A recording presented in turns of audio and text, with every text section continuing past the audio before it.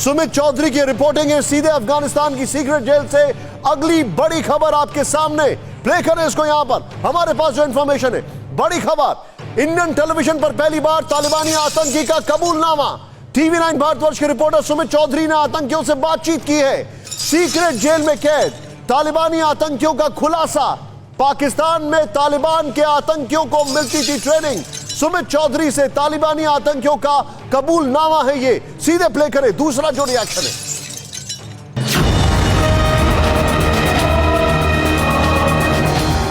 अफगानी है। हाँ अफगानी। और अफगानिस्तान के लोगों के साथ ही जंग लड़ रहे हैं। पश्तून है। हाँ पश्तून। क्यों जंग लड़ रहे हैं आप? अपने आप ही के लोग हैं ये लोग भी? तो बस इधर तो यही मुसीबत है ना कि को समझ नहीं आता है ना।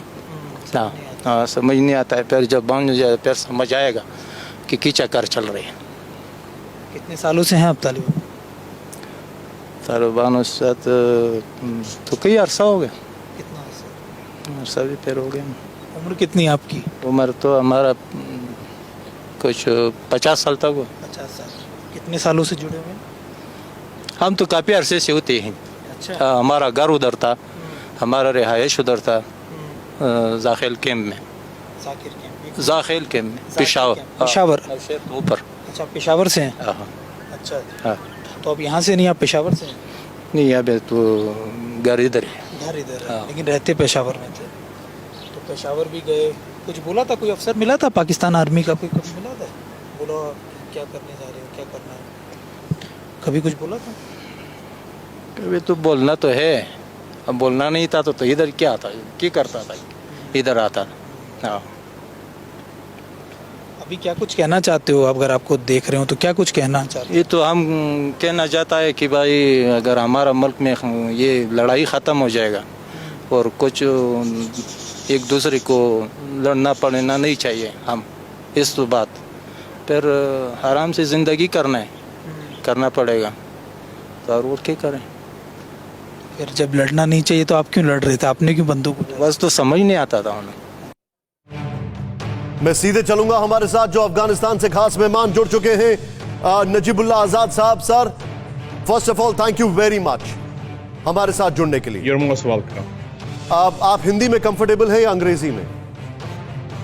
जी जी हिंदी में कंफर्टेबल है, कोई मसला सर, मैं आपसे जानना चाहूंगा, ये जो हमने जानकारी दिखा रहे हैं, जब अफगान के प्रेसिडेंट और वाइस प्रेसिडेंट ये सारी चीजें बोल रहे थे तो Pakistan was disregarding everything, they were rebuffing it. उनको ऐसा लगा ये सब कोई मायने नहीं रखता है। लेकिन अब जेल में जाकर हमारे रिपोर्टर ने अफगानिस्तान में उनके मुंह से ये खुद कबूलनामा सुना है कि पाकिस्तान में ट्रेनिंग मिलती है, उनके फौजी वहां आकर ट्रेन करते हैं।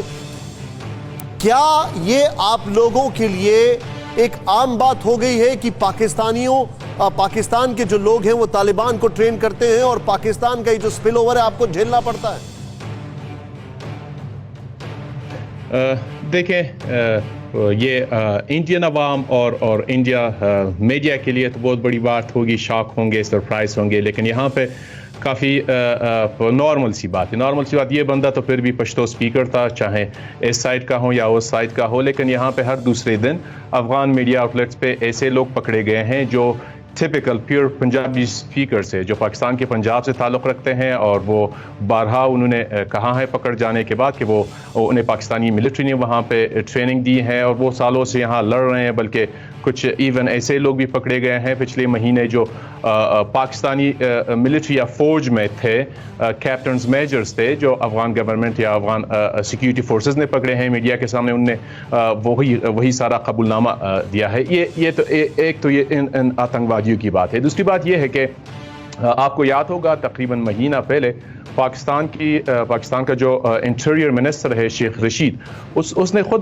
बड़ी वाज़े अल्फाज में कहा है कि तालिबान की फैमिलीज़ पाकिस्तान में रहती हैं, उनके डेड बॉडीज़ वहाँ जाते हैं, उनके जो इंजर्ड है वो उनकी ट्रीटमेंट पाकिस्तानी हॉस्पिटल्स में होती हैं। और दो दिन पहले पाकिस्तान का जो फॉरेन मिनिस्टर है कुरैशी, उसने बड़ी वाज़े अल्फाज में कहा है कि तालिबान आईएस को या दाइश को अफ़गानिस्तान में आतंकवादी फैलने नहीं देगी और वो उनके साथ लड़ेंगे, मतलब एक तरह से उनका स्पोक्समैन बनने की कोशिश कर रहा था। तो ये चीज़ें यहाँ काफ़ी नॉर्मल है और वो बहुत सारे डॉक्यूमेंट्स भी अफ़गान गवर्नमेंट ने माजी में पास्ट में यूनाइटेड नेशन की सिक्योरिटी काउंसिल्स को भी दिए हैं और बाकी जो स्ट्रेटेजिक पार्टनर्स है United states including United states उनको भी दिए हैं। यहाँ पे बच्चे को पता है और रोज़ कई 100 तालिबान पकड़े जाते हैं और सबका ये इतराफ़ है। और दूसरी बात यह है कि तालिबान की जो लीडरशिप है उनकी जो एक तरह से उनका जो अपना इलेक्शन या सिलेक्शन है वो कोयटा पेशावर में और हक़ानी मदरसे में कोयटा काउंसिल या शोरा में वो बड़ी आसानी से आज़ादी से वहाँ होता है और रोज़ वहाँ पे पाकिस्तान में तालिबान के लिए खुला चंदा डोनेशन हो रहा है, बाज़ार में निकल रहे हैं लोग और तालिबान के नाम पे फंडराइजिंग कर रहे हैं ताकि वो यहाँ लड़ सकें। और इसके साथ ही पाकिस्तानी मीडिया उनकी सर्विस में है, उनको सर्विस दे रही है और उनकी जो पैगाम पहुँचा रही है। तो it's not something very new और सरप्राइजिंग अस। ये चीज़ें बड़ी सतह पे डिप्लोमेटिक सतह पे पाकिस्तान ने बारहा कबूल की हैं। आपको याद होगा कि 2011 में जब पाकिस्तानी प्रेसिडेंट परवेज़ मुशर्रफ ने एक इंडियन टीवी चैनल के साथ इंटरव्यू में कहा कि तालिबान उनके बच्चे हैं, तालिबान उनके गार्डन्स है। आज़ाद साहब, आप एक चीज़ देखिए, आई एम सॉरी आपको रोक रहा हूँ, आपने कहा ये सारी चीज़ें हमारे लिए नई नहीं है, ये बच्चा वहाँ पर जानता है। आप सोच नहीं सकते इस बात को सुनने के बाद मैं कितना दुखी हूं। क्यों? इट मींस जब आपने ये कहा कि यूएन को भी पता है, यानी कि अफगान के जो लोग हैं, अफगान के जो इलेक्टेड लोग हैं, अफगान के जो डेमोक्रेटिकली सेलेक्टेड लोग हैं, उनकी कोई नहीं सुन रहा है। And Pakistan as a rogue country is doing whatever they want to. मसला ये है, देखिए इन पिछले 4-5 दिनों में दुनिया भर में, यूनाइटेड स्टेट्स में, कनाडा में, यूके में, ऑस्ट्रेलिया में, फ्रांस में काफ़ी तादाद अफगान निकल आए रोडों पे, उनने प्रोटेस्ट किया इस सब चीज़ के ख़िलाफ़। स्विट्ज़रलैंड में वो बेल्जियम में यूएन के हेडक्वार्टर के पास गए। तो मसला ये है कि यहाँ पे कंस्पिरेसी थ्योरीज है, ये सिविल वार नहीं है, ये अफगानिस्तान और तालिबान, अफगान गवर्नमेंट, अफगान अवाम और तालिबान के दरमियान का झगड़ा नहीं है। यहाँ पे रीजनल कनेक्टिविटी का मसला है, रीजनल पावर्स यूनाइटेड स्टेट्स के साथ उनकी कंपटीशन से यहाँ पे चाइना, रशिया, पाकिस्तान है और यूनाइटेड स्टेट्स सुनता भी है तो वो भी बाज़ मसाइल में वो मतलब उनका भी अपना हाथ है, क्योंकि उनकी अपनी इंटरेस्ट है, उनका जो रीजनल पॉलिटिकल इंटरेस्ट है, उनका जो अफगानिस्तान का जो जियो पॉलिटिक्स है बदकिस्मती से। तो न सिर्फ के अफगान लीडरशिप, अफगानिस्तान की जो इलेक्टेड लीडरशिप है उनका भी नहीं सुना जा रहा है, उनकी भी नहीं सुनते कोई, अफगान अवाम की भी नहीं सुनते। हम देख रहे हैं यहाँ पे हर दिन कई 100 के करीब लोग शहीद होते हैं, बेघर हो जाते हैं और ये सारी चीज़ ऑन द डॉक्यूमेंटेड है और ये कन्फेस पाकिस्तानी गवर्नमेंट खुद कर रही है। और आपने देखा होगा तकरीबन 2-3 महीने पहले तालिबान की जो लीडरशिप थी वो दोहा से पाकिस्तान आई, वहाँ पे कराची में वो अपने लोगों से मिले और उनकी वीडियोस वायरल हुई है जो वो कबूल कर रहे हैं और एक तरह से पाकिस्तान का जो फेवर है उनको, वो जो एहसान है उसके लिए वो थैंकफुल है, बहुत शुक्रिया अदा कर रहे हैं कि उनकी लीडरशिप को वहाँ जगह मिली है, हर तरह की मतलब सपोर्ट मिल रही है, पॉलिटिकल, फाइनेंशियल और मिलिट्री।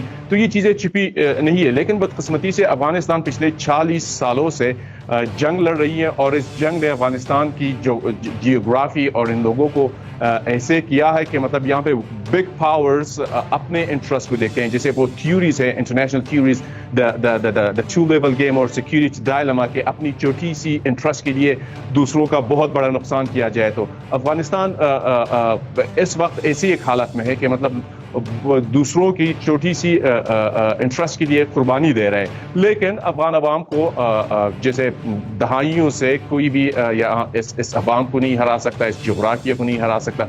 इसी तरह अफगान सिक्योरिटी और डिफेंस फोर्सेस वो मजबूत कड़ी है और वो बहुत जल्द ही इस पूरे झगड़े का जो मतलब जो जिस तरह उनने पेंटिंग की है टेररिस्ट ने और पाकिस्तानी गवर्नमेंट ने, उसको उल्टा करके दिखाएगी। आप जो बता रहे हैं सर, एक आपके पास समय ज्यादा नहीं है, मैं आपसे एक आखिरी सवाल पूछना चाहूंगा सर। What next? अब आगे आप क्या देखते हैं? ये एक्सपोजे हमने किया है आपकी बात को सेकंड करते हुए जो आप अभी तक कहते आए हैं, क्या आपको लगता है कि इस एक्सपोजे के बाद, क्योंकि अगर इंडियन टेलीविजन पर बात की जाए तो ये उतना ही बड़ा है जितना कसाब का कन्फेशन स्टेटमेंट था, क्या इसके बाद आपको ऐसा लगता है कि कोई फर्क पड़ेगा?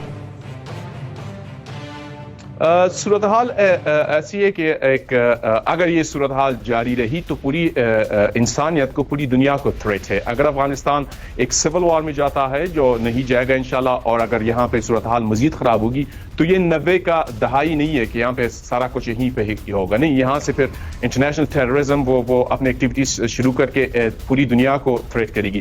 तो जहाँ तक हम देख रहे हैं अफगान डिप्लोमेसी को, अफगान गवर्नमेंट को और अफगान सिक्योरिटी और डिफेंस फोर्सेस को, तो जल्द ही इंटरनेशनल कम्युनिटी मजबूर हो जाएगी कि एक इंटरनेशनल प्लेटफॉर्म पे एक बड़ा सा कॉन्फ्रेंस बुला ले, जिसमें यूनाइटेड स्टेट्स, यूनाइटेड नेशंस और नेटो अलायंस कंट्रीज और रीजनल पावर्स, और इसके साथ ही अफगान गवर्नमेंट और तालिबान टेबल पर बैठ के 2-3 महीनों में मसला हल कर दे। क्योंकि अगर ये मसला हल ना हो जाए तो ये अफगानिस्तान की सरहदों तक ये मसला नहीं रहेगा, ये सरहदें पार कर जाएंगी और ये इस बराज़म को भी, इस कॉन्टिनेंट को भी पार करके इंटरनेशनल कम्युनिटी की भी एक बहुत बड़ा थ्रेट होगा। तो उम्मीद यही है कि 2-3 महीनों में ये मसला प्रेशर क्रिएट हो रहा है और इंटरनेशनल कम्युनिटी मजबूर हो रही है अपने ही इंटरेस्ट के लिए, अपने वैल्यूज़ के लिए, अपने अवाम को बचाने के लिए, वो मजबूर हो रही है कि जल्द अज जल्द अफगानिस्तान का जो मसला है वो हल करे, वरना ये आग भड़केगी और सबको लेके जाएगी। नजीबुल्लाह साहब, I wish you all the best, lot of safety, और आपके परिवार के लिए भी, क्योंकि ये बहुत कठिन परिस्थितियां हैं आप सभी के लिए।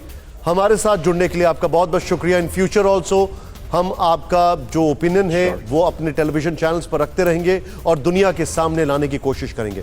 Thank you very much sir, thank you so much for joining us. You're welcome. Take care. फिक्र आपकी, सोमवार से शुक्रवार रात 9 बजे सिर्फ TV9 भारतवर्ष पर।